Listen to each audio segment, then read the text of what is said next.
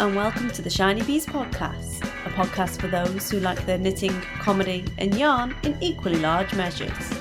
I'm your host Jo Milmine and this is episode 51, Still Got It. I feel a need to laugh again with you, if that's alright. I need a drink, I need a friend. Hello and welcome to the show. Today is Tuesday the 16th of June. How are you all? I hope you're all well since last time I spoke to you. What have we got coming up for you in today's show? Well, I'll give you a little rundown of the funnier parts of the Indie Burgh Yarn Crawl, and we'll follow that up with a little bit of Enabler's Corner.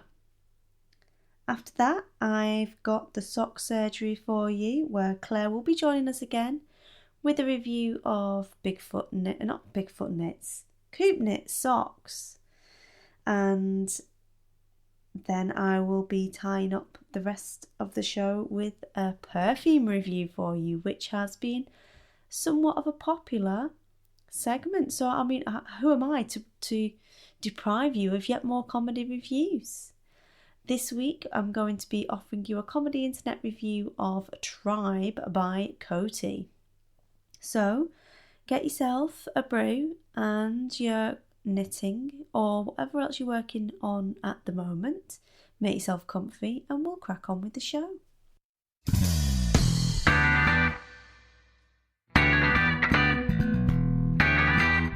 So as I am no doubt made you aware of my Instagram feed over the weekend, I was away to Edinburgh Yarn Festival. Or not Edinburgh Yarn Festival, I keep saying that. It's not even Edinburgh Yarn Festival. Indie Burgh Yarn Crawl. It's in Edinburgh though, which is the same place. And as I've been saying over the last couple of weeks, been planning to go down to this event. It is a yarn crawl around three of Edinburgh's finest yarn emporiums. And I was very much looking forward to going down and seeing a lot of listeners, a lot of my friends, and having a good old look at the latest offerings in the Edinburgh yarn shops. I got, for some unknown reason again, the 5:30 train to Edinburgh, and it's not a pleasant time to be getting on a train. That it's just a bit too early. You know, I've got a train at 6:30, it would be just so much more civilised because you're getting up at a time that isn't starting with a 4. But I got on the train and went on my merry way, slept a little bit, well, sort of dozed for a little bit. And when I got to Dundee, a little family got on the train.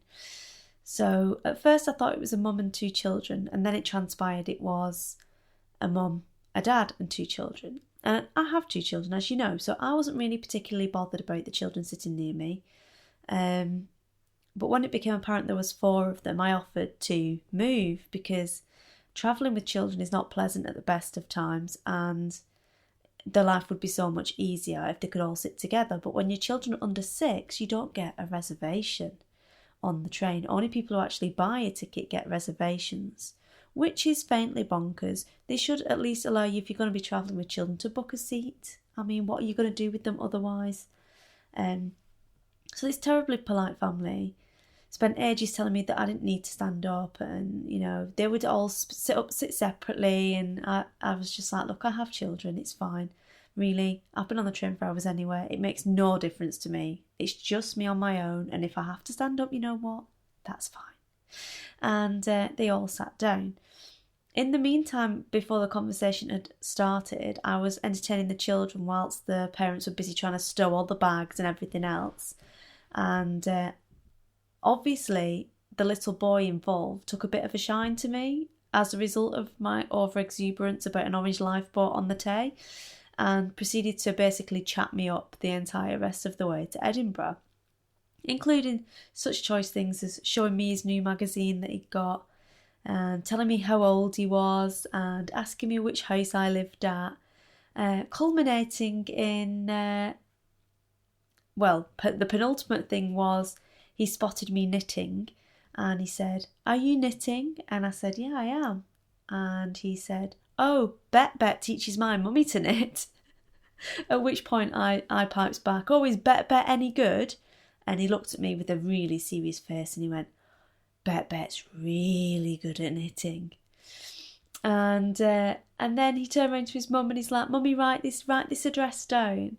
And it turned out it was his birthday party 2 weeks later. He was going to be 5 and he wanted to invite me to Muddy Boots, which I know what Muddy Boots is because obviously I used to live near Dundee and it's kind of like an outdoor sort of play area cafe type thing.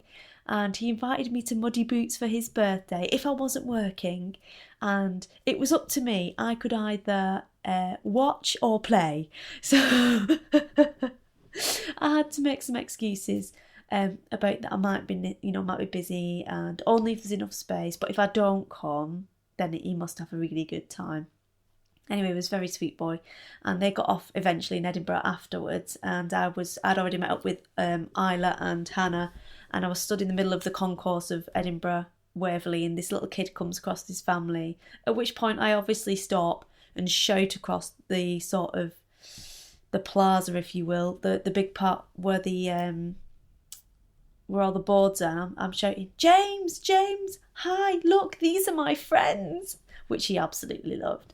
And yeah, it was obviously still got it, chatted up on the train, got invited to a party. Might have been a 5-year-old, but still got it. So that was just a funny kind of start to what was indeed a comedy weekend, which involved, but was not limited to, yarn, real ale, signing Leona from Fluff's boobs with a Sharpie, trapping my own hair in a hairdryer and having to have it cut out, and a mirror falling off the wall in the apartment and setting the tap on to full blast randomly, which was more than a little scary. Not quite as scary as the hairdryer incident, I'm not going to lie. But I had a great time going around the yarn shops. I've not been to Be Inspired Fibres, which is in Marchmont, for quite a long time. Probably over a year now, and it was great to go in there and see all the new yarns that May had in. I did buy some soak for my friend Kay, and I was particularly enjoying a kit that she had in, which I'll mention in Enabler's Corner because we like to do some enabling. So I was chatting away to someone in there, and I got voice recognised properly for like one of the first kind of proper times that it's happened. Which was really weird, and I was quite tired, so I was busy. There was a gentleman and he caught my eye, and I was really busy kind of trying to remember where I knew him from, and I've since realised that I think I have met him before on another occasion, and that's why I was so like, I know that guy but I need to remember, because I don't want to be rude, but it is still only early, and I've been up for a long time already, and I just the fumes.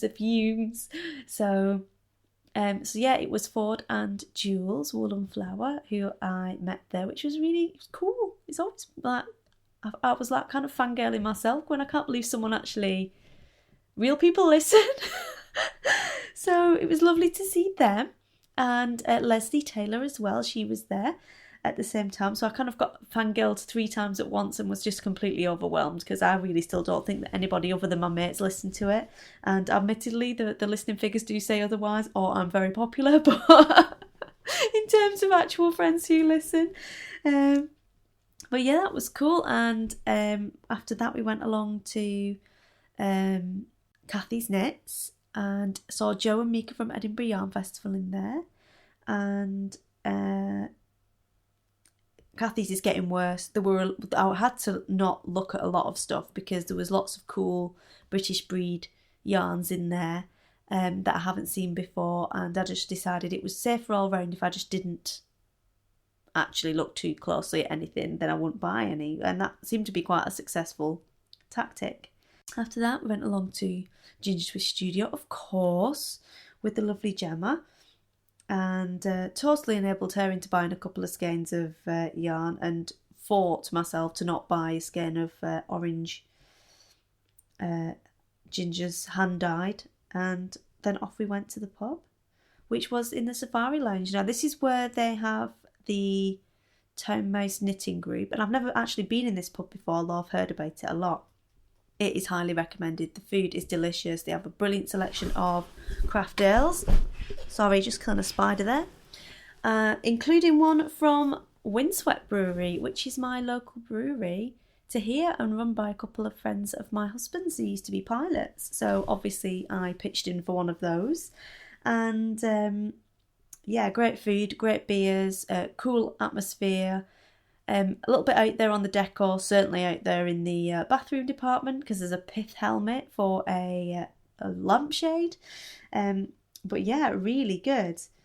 I would definitely recommend the Indie Burgh Yarn Crawl for a day out. And we also took part in the evening with socks with our own Clare Devine. I've never been to one of Clare's workshops, surprisingly. But I decided this time I would go and see what all the fuss was about, and I'm really glad I did. We had lots of Prosecco and nibbles and lovely cake, lots of giggles, and picked up loads of really good tips on socks.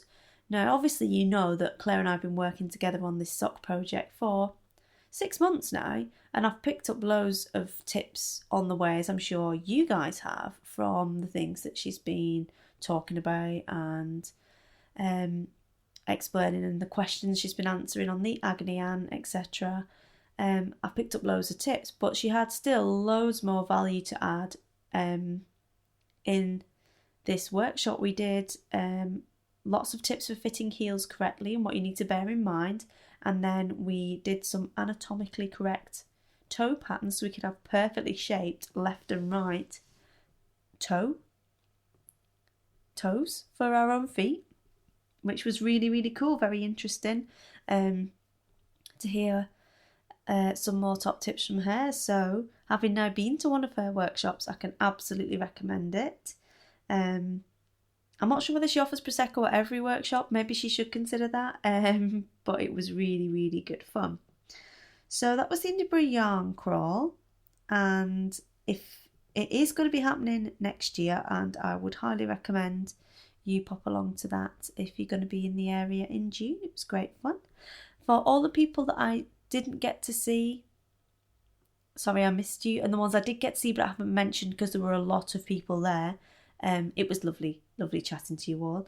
And of course Louise and I did some measuring. We measured some people for Make It Fit 2015, and there's going to be a little announcement on the blog about how you can take part in that later this week. So without further ado, we'll pop over to Enabler's Corner.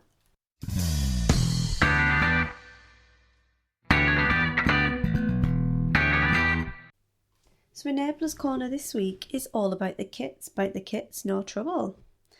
When I was in Be Inspired Fibres at the weekend, I had my eye thoroughly caught by some kits that May had for sale for Latvian Mitts. Now, these came in a lovely black box with all the yarns, etc. included, and were different kits basically for different beautiful colourwork Latvian mittens, with designs taken from different regions and from different historical sort of time frames, different centuries, etc. of the traditional patterns, and they've been put into kit form for you to reproduce. They look beautiful. The needles are 1.5mm, but it would definitely be like quite a cool gift to either give to one of your knitty mates or to put on your own little Christmas list for yourself, I think.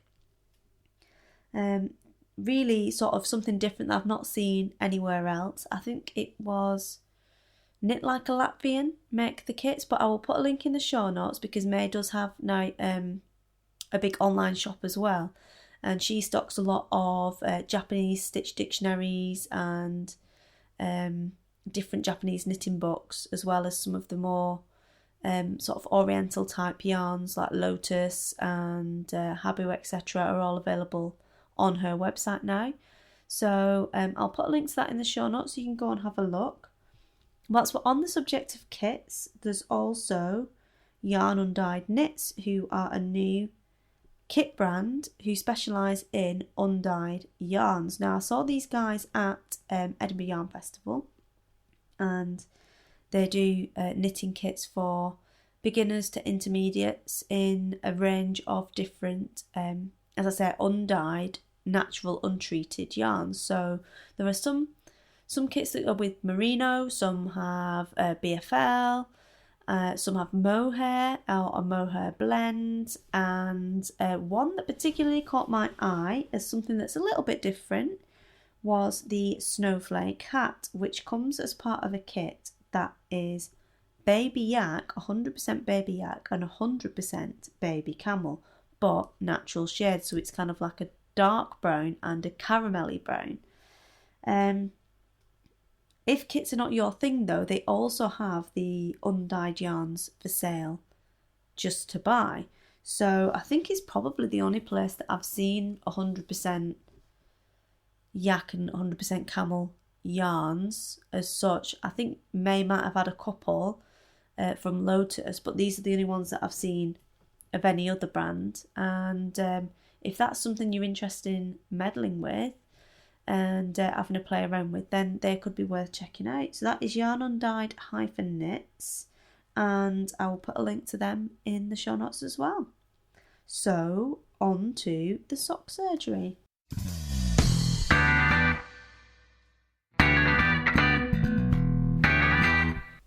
So I'm delighted to welcome back Clare Devine to the show today. How are you, Claire? I'm fine, thank you very much. How are you? I am winning at life, my friend. I believe you're going to do another book review for us today. I am. I don't know if you can hear the strange banging. That's my unusually strange neighbours, just in case anyone can hear the strange banging. I'm not sure what they do. Unusually strange? Is that even more strange than strange? Yeah, they make some really weird noises, my upstairs neighbours. I don't really know what they do. I've just tried to think of it, that they have a rowing machine above our lounge and that they do a lot of rowing. Because if you imagine what a rowing machine might sound like on the ceiling, if it was on the floor above you, that kind of strange noise, and that's what they do all the time. It's very odd. Sometimes I think rather not what you know. Maybe you want to cut that out. No, it's quite funny. I was trying to remember the name of what's it called, with the barber? The barber's upstairs and the kitchen's downstairs, and he kills them and she puts them in the pies. Sweeney Todd. It reminded me of that. Oh. I'm sure there are no dead people upstairs. Or if there were, you'd have noticed the blood coming through the ceiling by now. Anyway. Oh, I did. Oh no, Jo. They did just cut a hole in my ceiling in my bathroom because of a leak from upstairs. This is all very scary. Dead people. It looked like water. It was water. Bleach. Oh my goodness, Jo. That's really horrible. Right. On to Coop knit socks. Not strange in any way, like my strange neighbours. Massive segue there, yeah. Yeah. Right, so I am reviewing a book today by Rachel Coopey, who is the best of British talent. She's fantastic British sock designer, and this is her second sock book, Coop Knits 2, and it was released at the beginning of this year. So again, I suppose the same with Hunter Hamson. I have to say that I'm a big fan of Rachel Coopey's work. I think she's a great sock designer. So I'm going to try and not be too fangirl, but I suppose I do source these books myself for review. So in all honesty, I'm not going to go and pick something that I really dislike. But yeah, this is supposed to be inspirational anyway. So I just thought I'd let you know that at the beginning. So this is a book of 12 patterns. And they have it's quite a wide range of designs. She's got colour work and lace and cables and textures and lots of different heels. So there's lots of scope in there. And one of the things I really like about the book is I think it's the kind of book you could buy as an aspiring sock knitter, and it could take you on a journey from being quite new to sock knitting and quite inexperienced to being sort of more advanced and wanting to try sort of more challenging patterns, because it's not laid out in that sort of progression of like, this is really easy and this is a little bit harder and a little bit harder. But you can certainly, flicking through the book, I think you could certainly start at points. And then some people find certain things easier than others. So I think you could be like, oh, that looks quite achievable for me now. And then once you've done that one, I'm sure you could find something else. So some are more complicated than others. But there's definitely a lot of scope in there, which is nice because often beautiful, beautiful sock books are just beautifully, beautifully complicated, which is fine. But as we've discussed previously, you don't always want something that's like mind-bendingly hard to knit. So it starts with the Dave socks, and they're just brilliant. They're plain socks. And actually, I'm going to randomly segue into the one thing that I really, really love about this book is that she has pictures of the socks on men and women. And while some of the socks are maybe a little more on the feminine side than others, I definitely think that the vast majority of these in the right yarn could be great unisex socks. And I think men out there deserve, not my husband, because he says he doesn't like hand-knitted things, but most men out there deserve really nice socks, not just plain grey, boring socks, unless they want plain grey, boring socks. So, how is grey even boring? How did you just say that grey was boring? You're Clare Devine. Well, yeah, well, it's not to me, but to be honest, like if you just knit someone a plain pair of dark grey vanilla socks, I kind of feel like just go and buy them a packet of socks from Marks and Spencer's. I hate to say that, but so I like it because they're actually shown on men as well. Often I think as designers, we will say something is unisex, but then we knit it in a very, I suppose this is very stereotypical, but a more feminine colour and show it on a woman. And it's kind of hard sometimes to see how something like in a soft pale lilac shown on a woman could be worn by your husband or partner or something. Like not impossible, but I think it's nice to have something shown in different contexts with different colours, and it allows you, it enables you to visualise things. So that's great. And I thought about that when I thought about the name Dave. So Dave is her plain, it's pretty much a plain vanilla sock. It's a choice of heels, and it's a really good starting point. There are charts and written instructions. So as opposed to the last book we looked at, this one has both. And I think it's a good opportunity if you want to learn charts, but you find them a little bit intimidating. What you could do is you could knit from the charts, but then you've got the backup of the written instructions. And when I was teaching people to read lace charts, I always said that this is a good sort of stepping stone.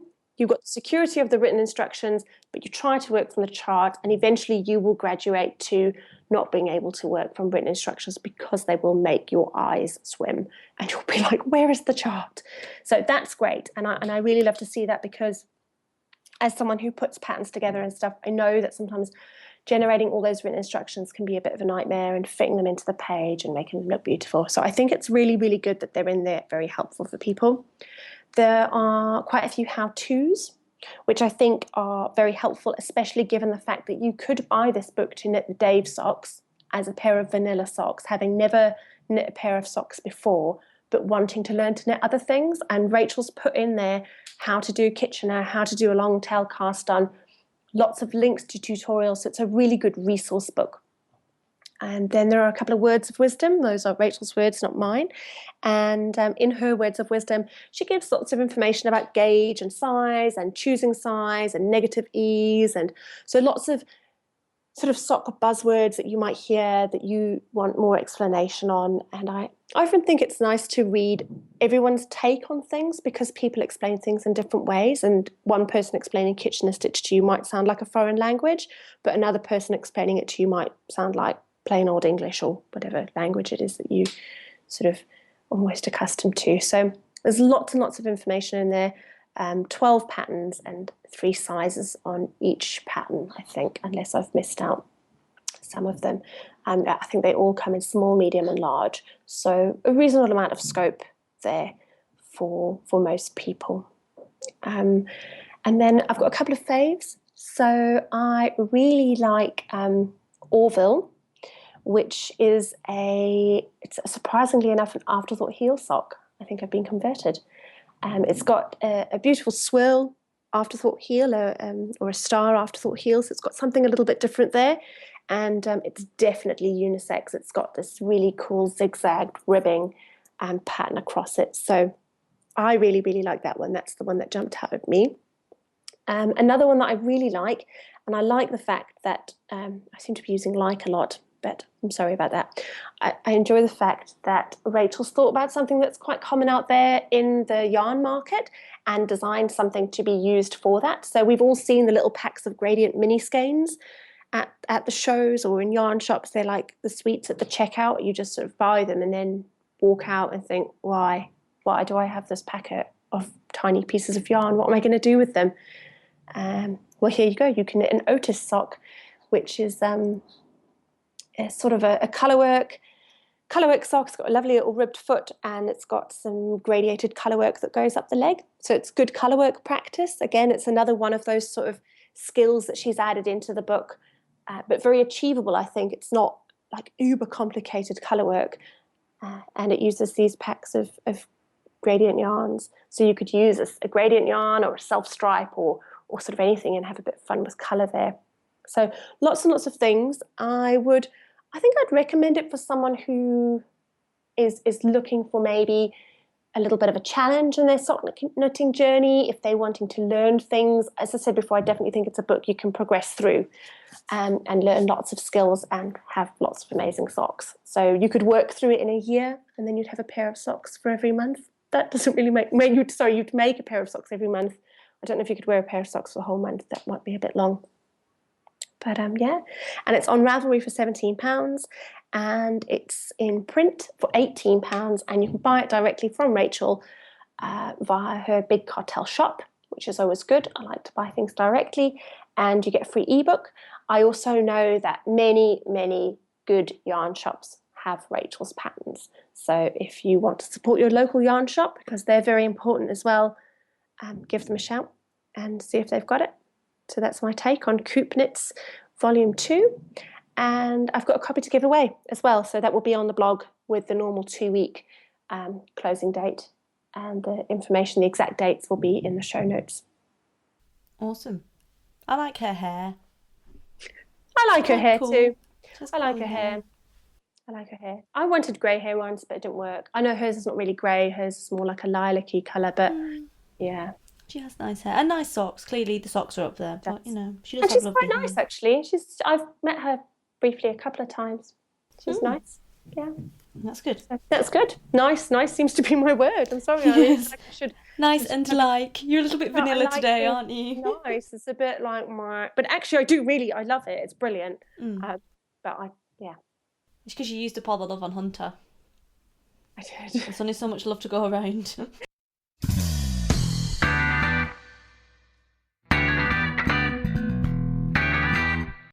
Claire does have a giveaway of Coop Knits Volume 2 ongoing on her blog at the moment over at yarnandpointy6.com.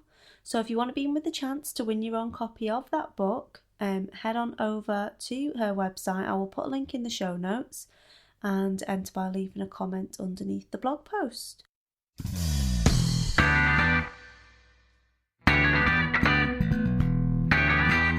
So after a rave reception, if you will, for the comedy perfume review, I have brought another one for you.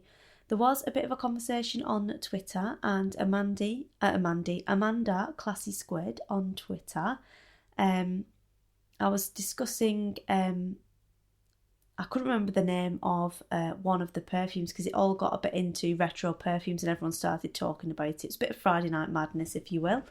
And I jumped up and shouted on Twitter by using capitals, obviously, "Stop press! Tribal!" Now, I got confused between Tribe, the perfume by Coty, and Tribal, the call sign of one of the old Tornado GR4 squadrons, and shouted Tribal when what I actually meant was Tribe. And it is Tribe by Coty. Now, Tribe was one of the perfumes of my youth, and there have been several other absolute corkers that have come out that I can't wait to bring you the perfume reviews of, including, but not limited to, Ana, Exclamation, and Sunflowers. And Tribe was one of the ones that I had as a teenager. I think I must have been a teenager, on St Patrick's Park in Wigan, where we used to go and play with our Adidas tracky bottoms on. Do you remember that? When you used to wear Adidas tracky bottoms with the little lines across the calf? You had like a red line or a green line, depending on whether you had black or blue Adidas tracky bums. And then there would be the different colour tracky top in sort of a viscosy polyester material. So I had like a light blue, sky blue tracky top, and I had navy blue Adidas tracky pants. And normally you would, well, when they first came out, it wasn't colour coordinated, but after a little while they got into the whole Adidas trackies thing, and you would get a brightly coloured tracky top, and then you'd get the opposite colour, usually the darker colour on the bottom, tracky bottom. So you'd have like black and orange. So the tracky top would be orange with black stripes, and then the tracky bottoms would be black with orange stripes. I'll find some pictures for you just in case you can't remember, but I bet you do, the same way that you remember shell suits. And so there's me with my Adidas tracky top on and my slightly non-matching tracky bottoms on St Pat's Park with my Tribe perfume on. Now Tribe was a fairly cheap perfume that was available in Superdrug, and about £7 a bottle, I think. And I always remember it smelling a bit like carrots, which is how the request for this perfume review came up, because Classy Squid said, I have to know more. And I chirped back, called for, and got in episode 51. So Amanda, this little puppy, this treat is for you. Now, the blurb reads thus. Tribe by Coty is an oriental floral fragrance for women. Tribe was launched in 1991. Top notes are green notes, mandarin, orange, raspberry, peach, apple, bergamot and lemon. Middle notes are cyclamen, jasmine, lily of the valley and rose. Base notes are sandalwood, amber, musk, oak moss and cedar. This is rubbish. It smelled like carrots. But let's see what people had to say about this. Now, I did find a particularly good one, and there were a lot of average ones saying, "Oh, I used to love this when I was young." But there was one in particular by Sparky Bish. Now, last time I said that the person who did the review had one red balloon for next to their name. Well, this lady, she's got like 6. It's like up. She's got more balloons than everyone else going. So I'd imagine this means that she writes a lot of reviews, but I'm not sure. But I think I quite like Sparkly Bish, and by the end of this, I think you will too. So, picture a middle school dance in 1990. I have sky-high bangs in the awesome Hartford early 90s style of a sheer cliff face of 3 inches from my forehead straight up, which curl back and to the side with a precision spiral curl that I have shellacked into place with my trusty can of rave.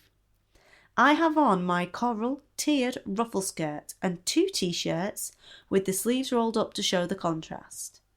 My salmon libby white flats with the tiny bow adorn my tiny pre-growth spurt feet. In short, I look pretty slamming for a 13-year-old. When I move, a delicate but unique cloud of fruitiness moves with me. That'll be the carrots. There is something playful about the way I smell, but an emerging sexuality too. No one else has discovered this twisty bottle of perfume at the CVS yet, so they all smell like exclamation and electric youth. I see my middle school boyfriend across the room. He looks amazing with his flock of seagull's hair and said Cavarici parachute pants. Are they like swans? The smell of a smoke machine fills my nose. He walks over to me as the slow song begins to play. We dance with his hands on my waist and my arms on his shoulders. We do not kiss for another 18 months because I was a good girl and that song Papa Don't Preach scared my hormonal butt straight. That's it. Nothing about the notes, no smell of nail polish remover or anything else quite as in-depth as the last one, but I thought that one was pretty good. I don't know about you. I'm not really sure she managed it in 1990 when it came out in 1991, but don't let the truth ruin the way of a good story. So there you have it. That's Tried by Coty, as told via the medium of comedy, internet perfume reviews. Now, if you have any comedy classics to add to those list of icons, really, from the beginning, such as A&A, CK1's another good one, Sunflowers and Exclamation, then feel free to get in touch. I'd be delighted to put those out for you. So, without further ado, I think it's time to wrap up.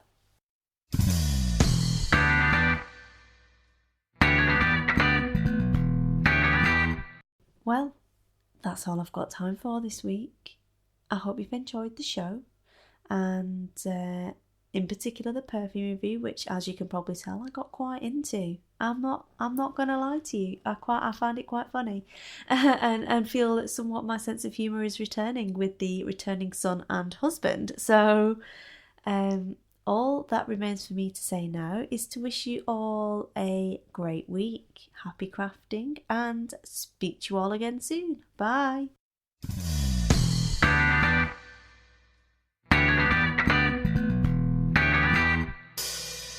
You've been listening to the Shinybees podcast, a podcast for those who like their knitting, comedy and yarn in equally large measures. If you'd like to get in contact with me, you can do so via the blog, or I'm Shinybees on Ravelry, Instagram, Twitter, Pinterest and Facebook. You can email me at shinybeesinfo@gmail.com. Music for this episode is provided by Music Alley, and it is Adam and the Walter Boys and I Need a Drink.